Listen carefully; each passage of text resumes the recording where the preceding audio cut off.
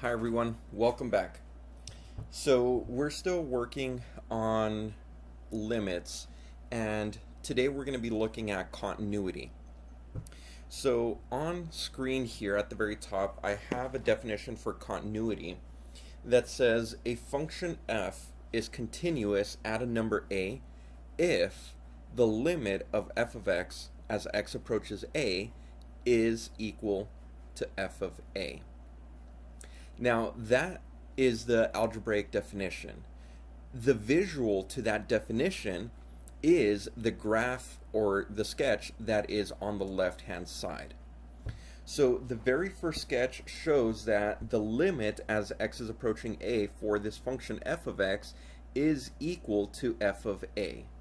And that is your limit L. And so we can write this as your f of a as such. That way we can see here that we do have this continuous function. However, for the second function, the one in the middle, we actually get to see that we don't have a continuous function because there is a removal discontinuity. And what's happening here is that the limit does exist, however, the function value at a is not equal to the limit.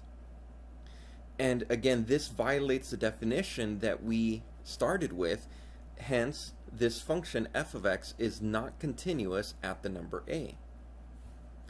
The last function that we have is the one on the right, and here you see sort of this jump, right? We have these different levels for this function. And what's happening here is we have what is known as a jump discontinuity. And for the jump discontinuity, we actually get that the limit as x is approaching a for f of x does not exist. If that limit does exist, well then at the end of the day, then it cannot be equal to f of a. Therefore, this function f of x will not be continuous at a. And this is how we want to work with continuity. We always want to be able to apply the definition for continuity.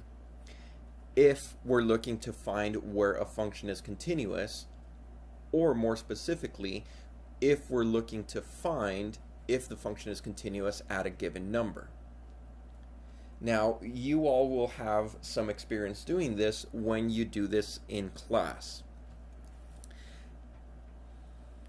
For now, we're going to have a lot of theorems that we are going to get to work with. The first theorem that we come across says that if f and g are continuous at a, and if c is a constant, then the following functions are also continuous at a. Take the addition of functions. That must also be continuous at a because the individual functions f and g were continuous at a. Take the subtraction of functions, still continuous. The multiplication, or in this case, the product of functions, still continuous at the number a if they were initially continuous at a. F divided by g, again, also continuous, provided that the denominator, g of a, is not equal to 0. And then finally, a constant multiplied by a continuous function will always be continuous. So we must have these properties in the back of our mind saying, okay, how do I determine if a function is continuous or not? Well, we then have to run through this checklist. Do we remember that a sum or a difference or a product or a quotient of functions is continuous as long as the individual functions were continuous? If so, then the function in question will also be continuous. Now on to some more powerful theorems.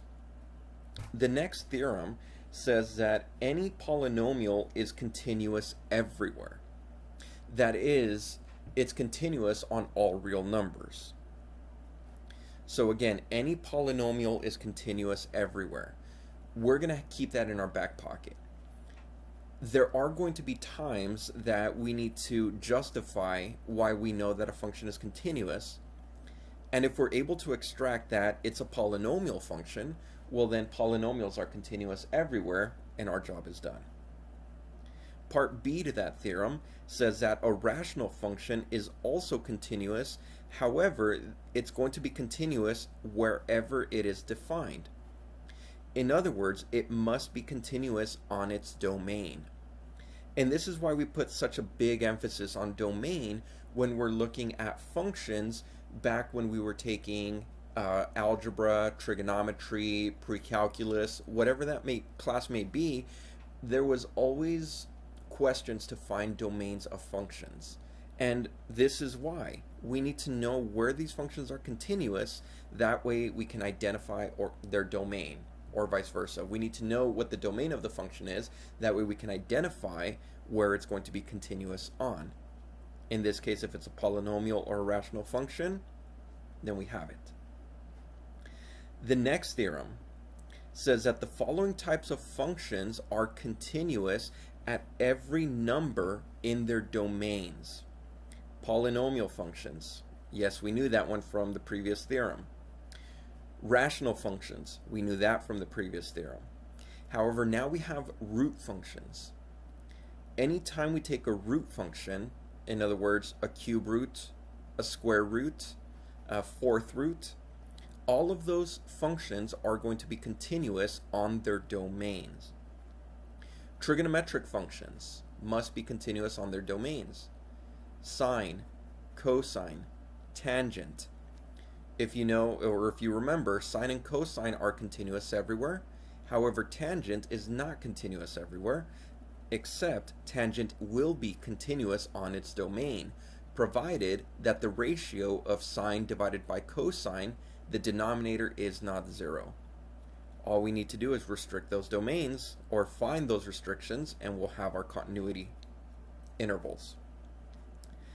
The next theorem says that if f is continuous at b, and if we identify that the limit as x is approaching a for a function g of x is equal to b, then when we take the limit as x is approaching a for the function composition of f of g of x, then that should give us f of b. Now, this one is also very important because this says that the limit actually transcends this function composition. And more importantly, this says that if we take the limit of a function composition, it would be equivalent to saying that if we take the function and then take the limit of the innermost function as x is approaching a, we're still going to get equivalent answers.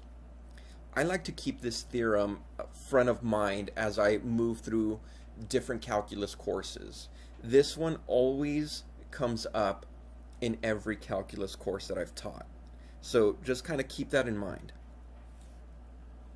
The next theorem says that if g is continuous at a and f is continuous at g of a, then the composite functions f of g given by f of g of x, or f of g of x, is continuous at a.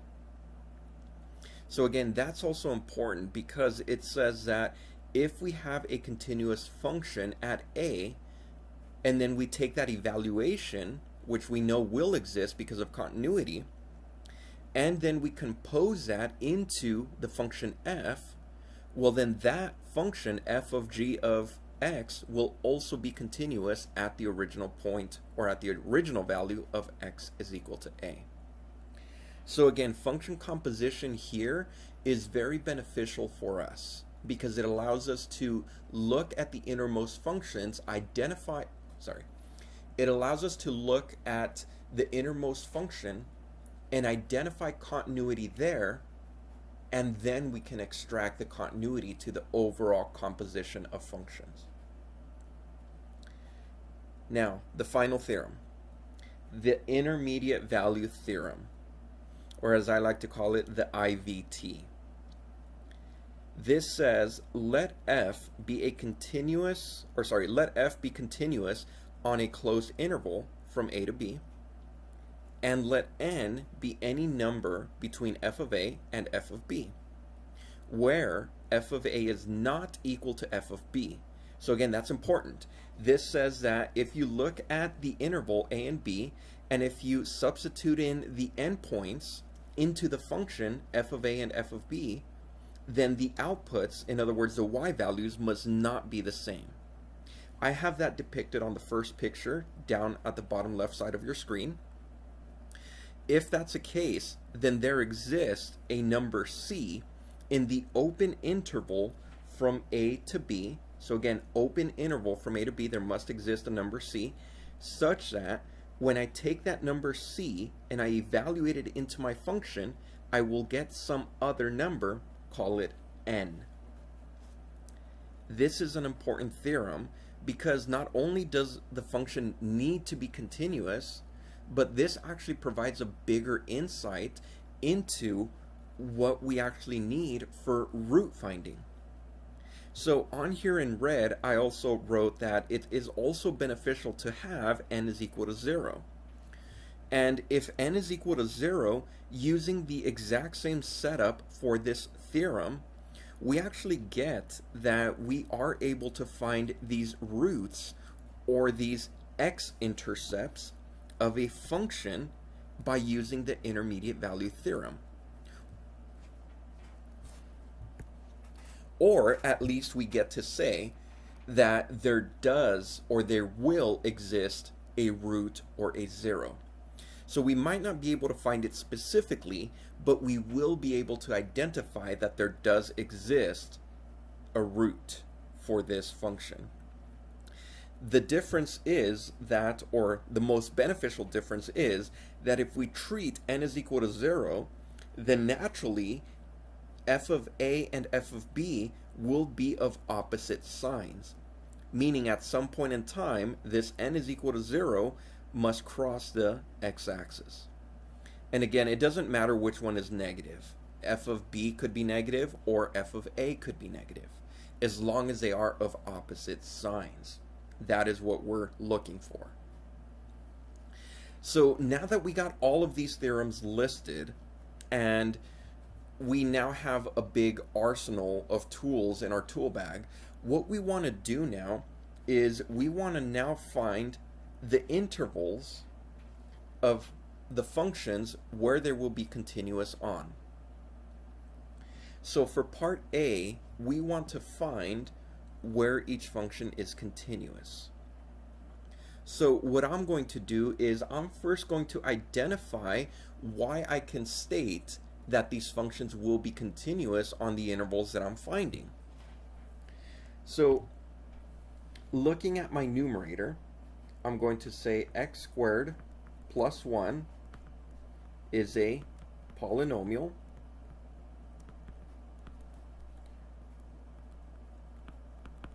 which is continuous everywhere.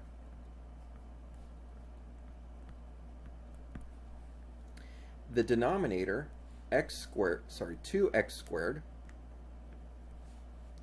minus x minus 1 is again a polynomial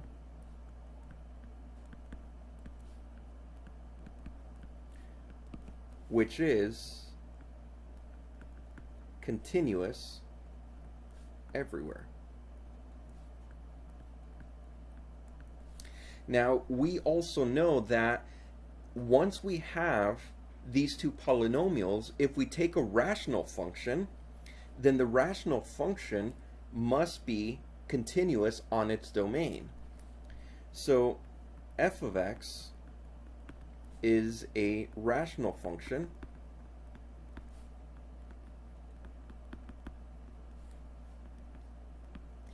and is continuous on its domain.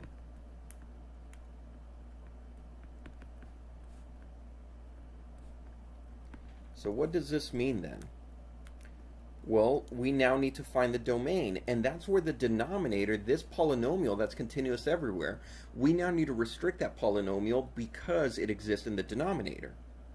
So let's go ahead and let's start extracting when this denominator is equal to 0. That way we can remove those points or those values, and that way we can extract where this function will be continuous. I believe this polynomial factors. Okay, so I'm going to have negative and positive here.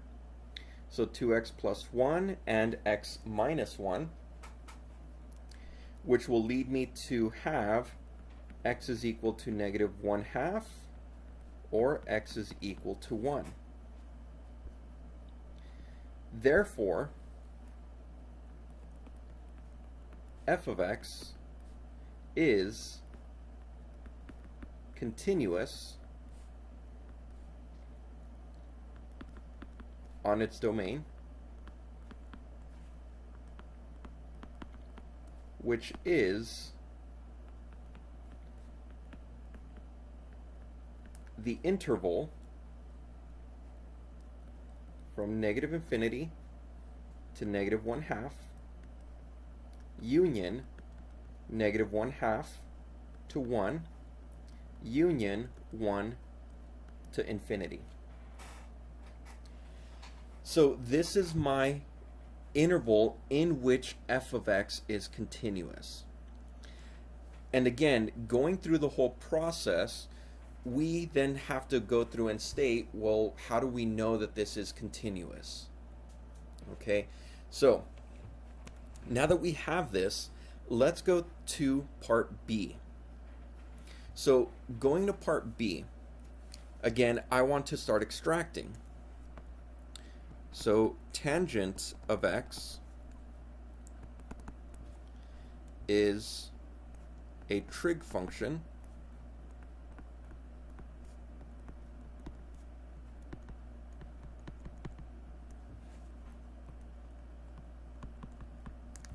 which is continuous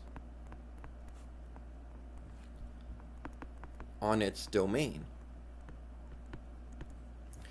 Okay, and I'm going to take a brief pause here for a second because it must be continuous on its domain.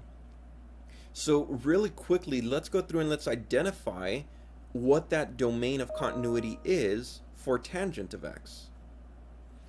So let's go through and let's extract that. So tangent of x is the ratio of sine of x divided by cosine of x. In other words, cosine cannot be 0. So when I'm looking for the domain, I'm looking where cosine of x is equal to 0. That way I can remove those values. Well, cosine of 0, if we remember back from trig, cosine of 0 happens at every 90-degree angle. In other words, x cannot be pi halves plus pi k, where k is an integer. So in order for me to extract that domain, then I will be able to say, okay, well, this particular piece will not, or sorry, this particular function will not be able to take on the values of pi halves, and if we keep incrementing by pi's in any direction, given those integer values, then we'll be able to remove those values from the domain. Now, the denominator. Square root of 4 minus x squared. So first off, this square root of 4 minus x squared is a function composition. So it's a function composition where I am going to define f of x as the square root of x and g of x as 4 minus x squared. And this function composition is where I have f of g of x. In other words, g of x is embedded inside of f of x.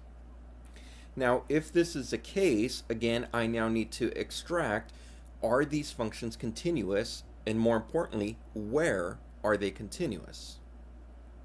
All right. So if you remember the theorems, the theorem that I am going to be referencing is going to be this theorem right above the intermediate value theorem that says if g is continuous at a and f is continuous at g of a, then the composite f of g given by f of g of x is continuous at a. That is what I am looking for. So what this tells me is that I now need to look at the restrictions that are being applied by this function composition. Well, we know g of x is continuous everywhere. We know that f of x is a root function continuous only on its domain, which will be 0 to infinity. So naturally, we already start seeing some restrictions. So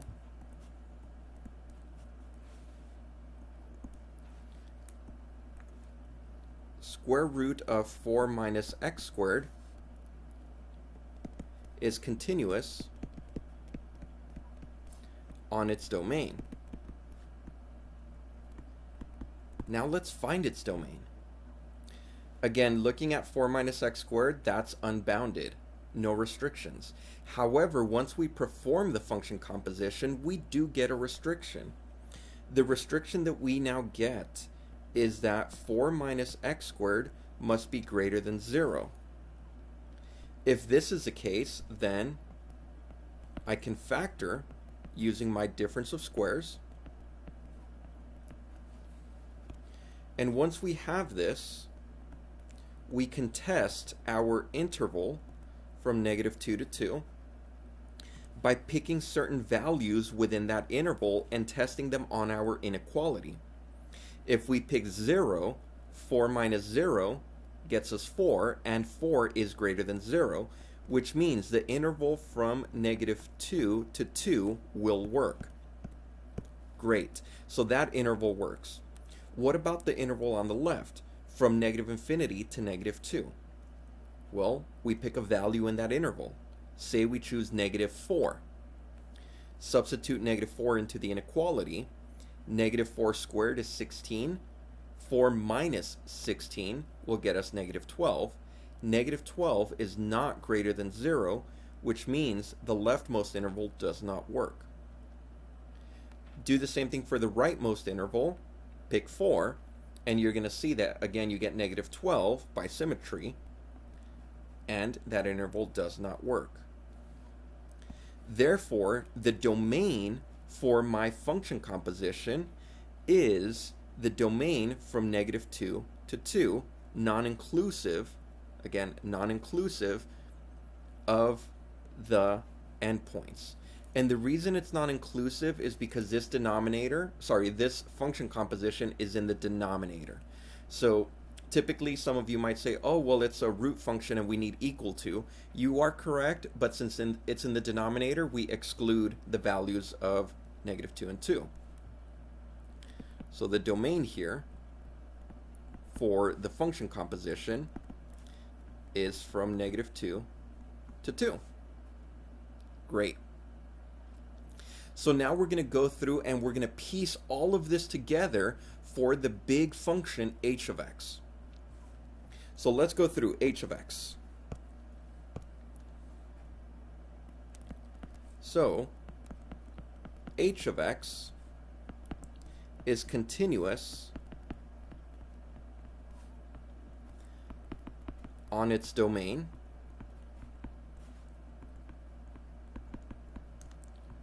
which is, we're going to start with this domain restriction because this actually gives us an interval with endpoints. So that domain restriction starts at -2. Awesome. Then as we keep proceeding from -2 traveling over to 2, we come across our first pi halves. And that's going to be -pi halves. Close that. Union, let's keep going. -pi halves.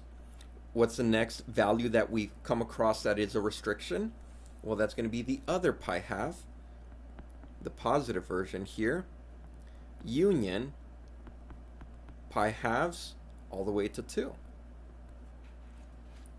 And there we are.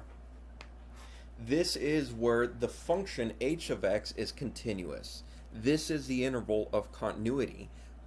More specifically, this is the domain for your function h of x. So again, we must be good by analyzing these domains and then applying these theorems that we were briefly talking about up here. Awesome. Now let's work with a different example. Let's use the intermediate value theorem.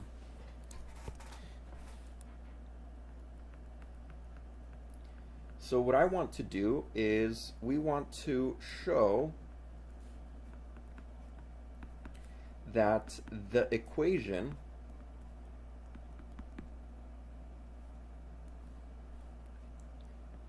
for x squared minus 6x minus 5 is equal to cosine of x has a solution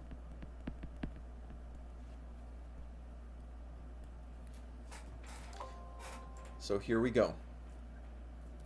We have to show that this equation has a solution.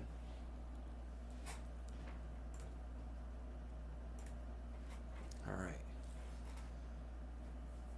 So now, what we're going to do is we're going to implement the intermediate value theorem.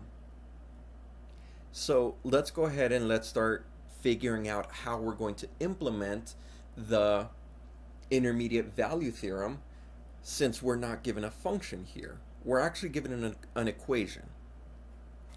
So let's start off here.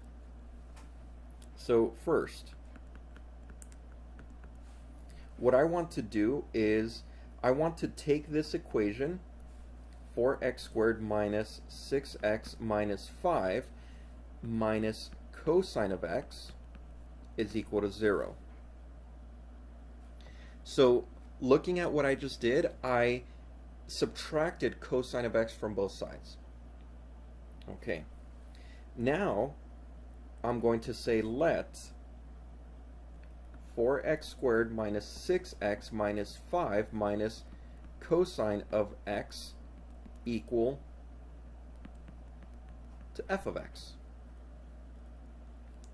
Well, this is real nice, because now what I'm saying here is that given this initial equation, I manipulate that equation to get one side equal to 0. Therefore, I can then call that one side that's equal to a constant my function f of x. More importantly, remember the intermediate value theorem where I said something was beneficial. That something was if we get an output to be 0. In other words, if we find a root or an intercept, an x-intercept, or as what we're calling it here, a solution. All right, so here we go. Now, in order to use the intermediate value theorem, the intermediate value theorem states that the function that we are observing needs to be continuous on a closed interval. So first off, let's go ahead and let's start extracting whether this function will be continuous or not. So what I'm going to do is I'm going to consider two different pieces here. So notice that 4x squared minus 6x minus 5 is a polynomial.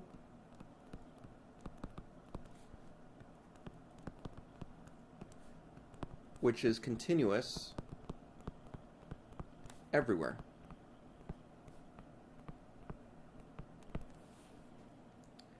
Also,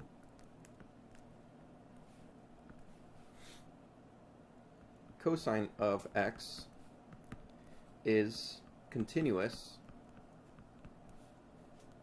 everywhere. Therefore,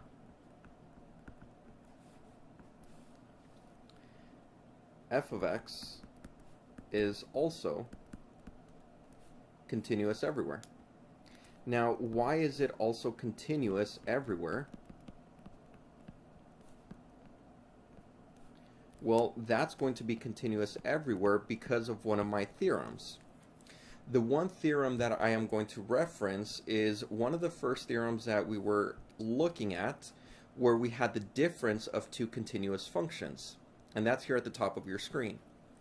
This says that if f and g are continuous at some point, where what we have is a polynomial which is continuous everywhere, and we also have a trigonometric function which is cosine, which is continuous everywhere, then the difference between the two, so f minus g, will also be continuous at any given point. And since our two functions were continuous everywhere, then their subtraction, or in this case their difference, will also be continuous everywhere.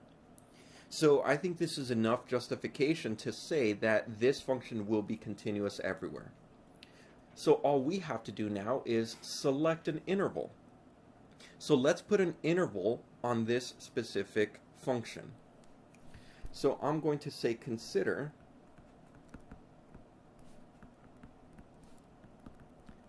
the interval from 1 to, I don't know, let's say 5. And if this interval doesn't work, it's okay. I'll make my interval larger to see if it'll work or not. So let's go through and let's see what's going to happen here. In order for me to use intermediate value theorem, I need to test the bounds for my interval. So my first bound is going to be f of 1, because that's my lower bound. So I have 4x squared,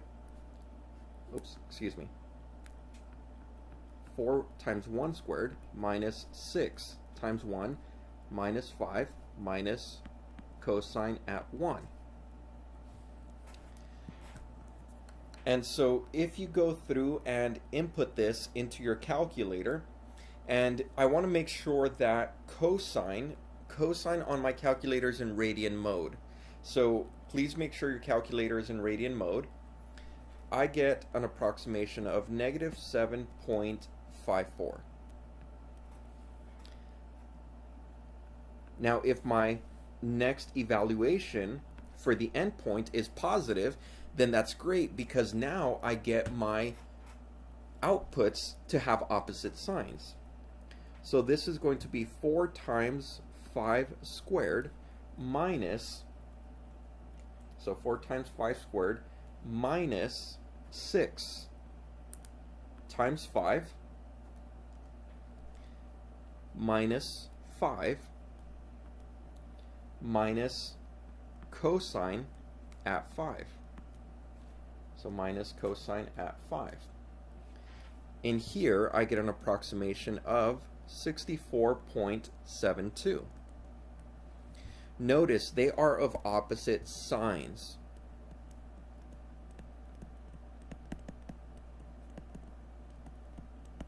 And this is actually what I want, because in my intermediate value theorem, remember, I'm holding my function output as 0.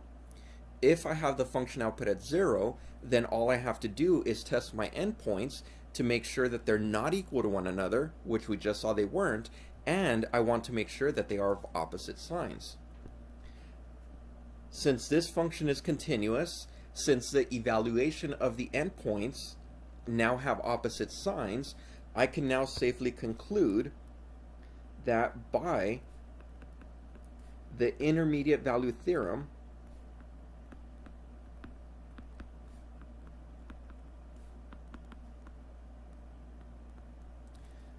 wow, I forgot how to spell theorem. Here we go. Theorem. There exists a, let's say, root or a 0 or a solution. So a 0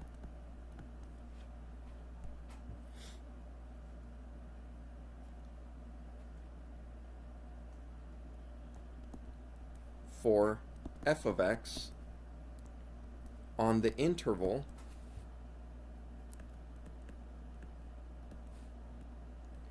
from 1 to 5. Therefore, the initial function that we were given, 4x squared minus 6x minus 5 is equal to cosine of x, must have at least one solution. And that's all there is. That is how we work with the intermediate value theorem. Again, it gives us the information that we're looking for simply by identifying whether we have a continuous function and whether we have an interval that we can test those endpoints on. So I hope you all enjoyed this lesson, and this now wraps up continuity. And next time we're going to be diving more into, or we're going to be starting our talk about derivatives. So stay tuned for that, and I will see you all next time.